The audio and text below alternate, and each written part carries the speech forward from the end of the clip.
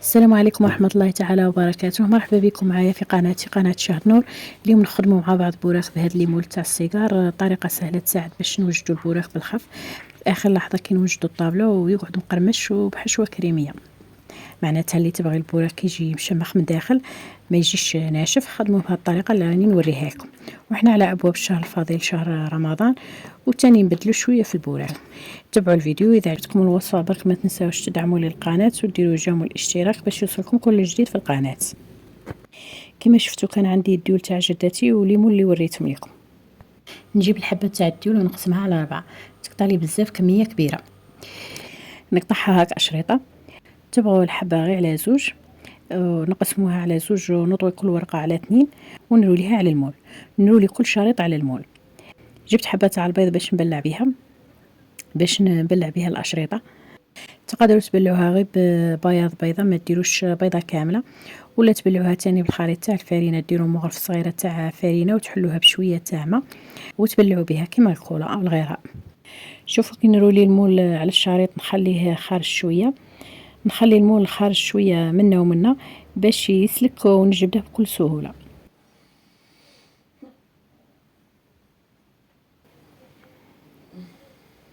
نرولي المول على الشريط كما قلت لكم، ونحطها على الجهة وين كمل الشريط. إذا قسمتوا الحبة غير على 2 تخرج لكم 2، وإذا قسمتوها على 4 تخرج لكم 4. إذا شفتوهم تحلوا لكم وانتم عاد تخدموا فيهم، حطوا عليهم حاجة تشدهم. كما أنا حطيت عليهم المقص، أنا ما تحلوليش برك بغيت نوريكم. نكمل حتى نكمل كاع اللي راه عندي.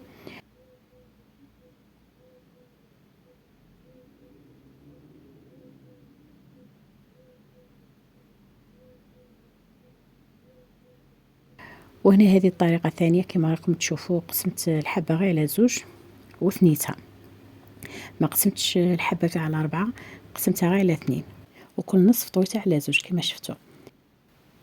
درت مغرف صغيرة تاع فرينة، حليتها بشوية تاع ماء، بلعت بها كيما الكولا. اللي يبغى يبلع بالفرينة وما يبلعش بالبيض. نقليهم في الزيت على نار ناقصة. كي تبدو تقلوهم عسوهم خاطر يتحمروا بالخف، خاطر ما فيهمش الحشو من الداخل، على هذاك يحمر لكم بالخف. انا غفلت عليهم غير شويه، داو لي لون شويه غامق، نتوما ما تغفلوش.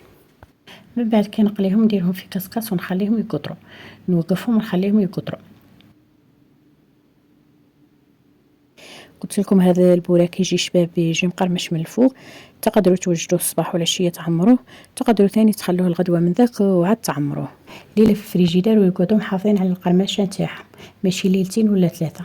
اذا طولوا معكم يطراو برك ليله، واليوم الاخر من ذاك عمروهم، ولا الوقت اللي تكونوا حاطين الطابله عمروهم باش يجوكم مقرمشين ما يجوش طريين.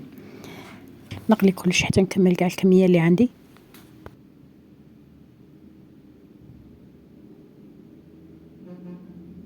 وهنا وقفت في الكسكس باش يقطروا مليح من الزيت. من بعد نسلكوهم من المول ويخرجوا عادي، برك سعفوهم خاطر يتزلقوا بالزيت. سعفوهم شويه هكا باش يخرجوا.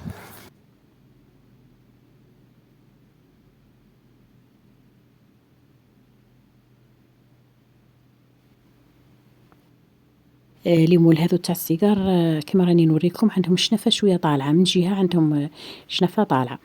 هذيك الجهه ما تخرجوهمش منها، خرجوهم مع الجهه الاخرى باش ما يتهرسوا لكمش. عندكم بزاف من هاد ليمول يسهلوا عليكم الخدمه. تكملوا بالخف، سعفوهم بشويه هكا يخرجوا.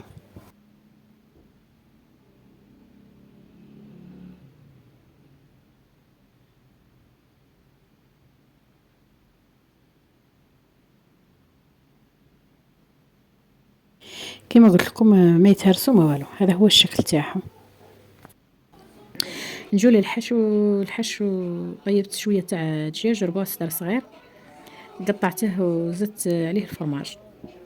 نديره هنايا في الاشوار ونزيد عليه الفرماج هذا الكاري وشويه تاع الحليب ونحرك كلش مع بعض. هنا جاني شويه ناشف، زدت عليه شويه تاع الحليب. ما تكتروش الحليب من بعد ما تتحكموش فيه، يخرج لكم منا ومنا.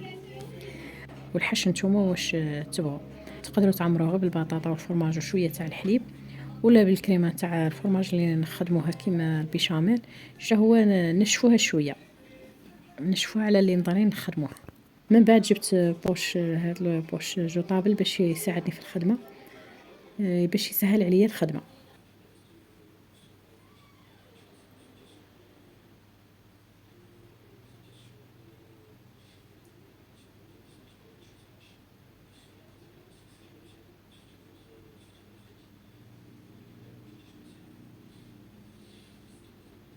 ونجيبهم باش نعمرهم، نعمر فيه هاد الحشوة الكريمية اللي قلت لكم.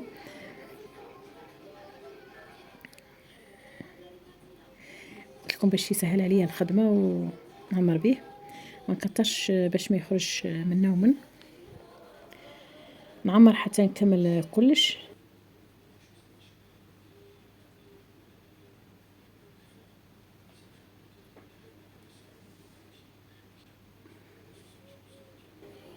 من بعد جبت شوية تاع مايونيز وشوية تاع فرماج ربيته باش نبلع به لي كوتي ويعطيني شكل شباب.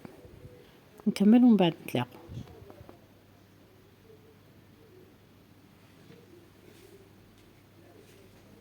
المهم كيما قلت لكم ما تعمرهمش حتى تقدموهم باش يبقاو محافظين على القرمشه نتاعهم. واذا عمرتهم الصباح وقدمتوهم حتى العشيه يطراو كيما قلت لكم ما يحافظوش على القرمشه. هذا برك للافاده. كان هذا هو الفيديو تاع نهار اليوم، البوراق تاع ليمول تاع السيجار، الطريقه اللي تساعدكم وتوجدوا البوراق بالخف ويجي مقرمش ويجي كريمي. اذا عجبكم الفيديو تاع نهار اليوم ما تنساوش تكتبوا لي في التعليقات، وما تنساوش تدعموا لي القناه. نقول لكم تهلوا في رواحكم، والى اللقاء في فيديو اخر ووصفه جديده باذن الله.